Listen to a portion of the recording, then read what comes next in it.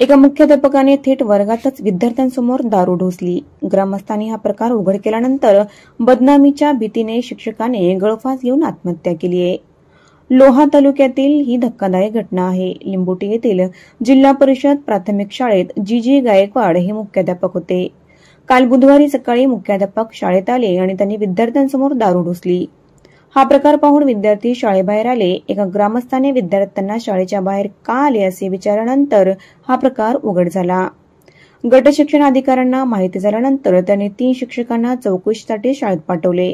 मुख्याध्यापक गायकवाड दारूच्या नशेत आढळले, तसा पंचनामा तपासणीसाठी आलेल्या शिक्षकांनी केला।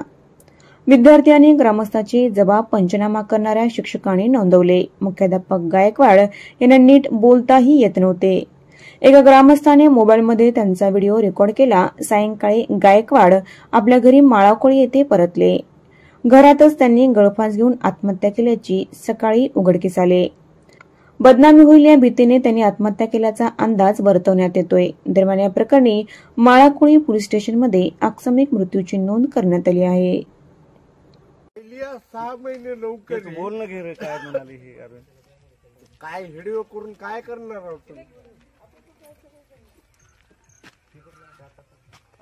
काहीच नाही, काय करायचं? मी तर चल्ला म्हणालो की गाडी बांधा, तुमच्या संग येतो म्हणलो ना मेडिकल करायला। अजून काय राहिलं मग? ह्याच्या पलीकडे काय राहिलं? तुमची पोलीस स्टेशनची गाडी बोलवा म्हणलो, मी काय पळून जाईल काही नाही।